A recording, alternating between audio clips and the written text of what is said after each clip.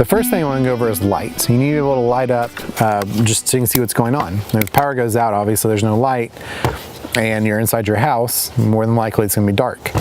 And this is a great little light. We've had it for a couple of years now.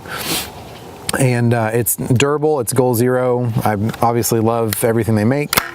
And on the bottom is with everything Goal Zero we have is it has what the input voltage and amps are, what the hand crank will do. This will do 1 watt at 130 revolutions per minute. And it has a USB, what the stats are in that. It has how long the charge time is with a Nomad 7 with USB charge, and the run time on hours for lights.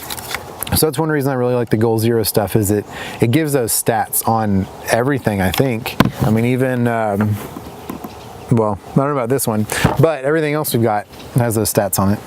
So you have your light, that lets you see what's going on. Then, in addition to that light, that's kind of your quick open up light just to see what's going on. We also have a few of these. And I've done a video on these lights. These are, again, from Goal Zero because I just really like their products. These lights have a cable that's on them that uncoils, and it gives you multiple connection options. On the top here, there are 3 magnets that you can stick it, and then the cable can has a little notch here where the cable can go out. And then you also have a magnet on this carabiner, and then you obviously have the carabiner. And it gives you multiple options to attach it. And these work really well on the air conditioning vents in your house. And you can take these all daisy chain together, and you can get extension cables that stretch that out even further. And then there's a little cap on top, and they each plug into each other, and then they daisy down. I think there's a limit to how many you can do. I don't know how many that is, but we haven't hit it yet. And there's a 2-level switch. There's a high and low switch, and then center is off. And then these let you, once you kind of have your lantern to see what's going on, then this allows you, if you plan ahead, you can put one in each room. And that way everyone can have their own light. You can have one in the bathroom, a couple in the kitchen, one in the dining room. And that way you have lights, and they all go back to your Yeti, or even the Sherpa 100 can run them. And they take very little power. I think it's just a few watts each on low, and not much more on high. And then we have a few of those. Then we have a Ziploc bag, and in here there are a bunch of cables to extend out the charging. This is our charging bag, and we have the 12-volt adapter for a car. And that way, if the car's running, you always have basically a generator, most likely at your house. You know, if the car still works, you can plug this in and charge this up, and it's a lot easier than doing solar. And that also gives you a place, you know, if it's hot outside, you can sit in the air conditioning while it charges. Same thing, if it's cold, you can sit in some heat while it's charging. And these also are long enough that I think we have about 90 feet in here. And this is so when we can do our larger solar tripod, that we can set that up, you know, where the sun is, and then run these about 100 feet to this, and then charge stuff from there. We also have, which I've done, this is the Eton little hand crank flashlight, radio, weather radio, and I love this thing. We have one of these everywhere. This is phenomenal. It's got a little glow in the dark thing. You can see it in the dark, and they're awesome. I love them. The reception's great. They're cheap. They're really good to have around. Then the next thing I have is harder to find than I thought when I went to go look for this video. I've had this for a really long time. I've had a couple of them. And this is a color TV that is rechargeable. And it's got a little power port on it. It's got a couple RCA ports, so you can plug in a DVD player, I guess. I don't know, I've never played with that, but you can plug in something that runs on RCA. And it has a little stand, so you can just prop it up, and then the antenna sits on top and then screws into the coax end here, and then it's just a telescoping old school antenna. And the range to keep in mind on this is not super far. You're not gonna be able to go out into the desert or even be in the country and use it. This needs to be used in the city. But this, if you are in that situation where you're in the city, or even it's just the antenna, you have an antenna that's set up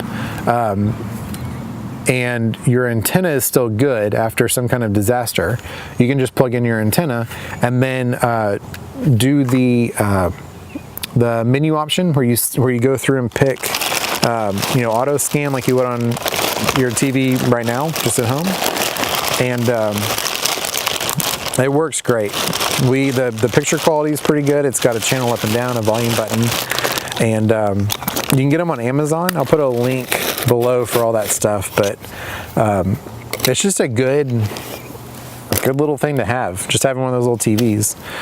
Then here we also have a USB cable that charges this. That way you don't have to do the hand crank, similar to the lantern.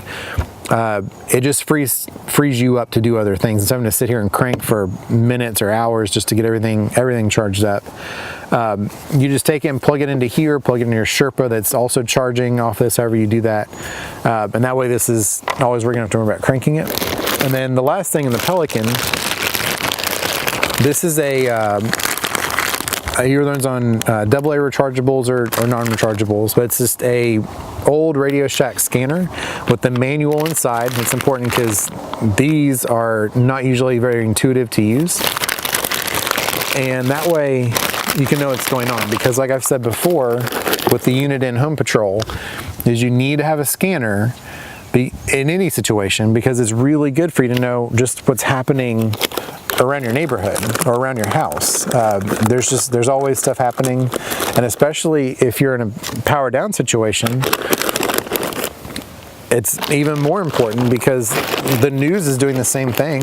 The news is trying to figure out what's going on, and that lets you get an unfiltered take on what's going on. Then the next thing is a blanket. We have multiples. All of these, the lamp, the Tough Book, even this, they're all wrapped up in just blankets, and that keeps them cushioned from what they're in, but it also gives you a blanket, because just chances are you're probably gonna need a blanket at some point. The other item that's in the case is this Yeti 400. This is the non-lithium one, and you can go with whatever you want. It's just we prefer this one. It's got tons of stuff on it. You've got your input for coming in from 110, 12 volt solar.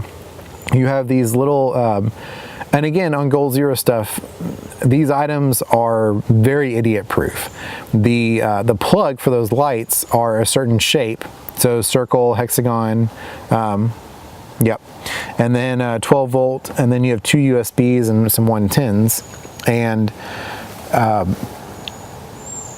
it just gives you, depending on what you're charging, obviously, but for us, this is about 2 days conservatively of power just to kind of charge stuff up.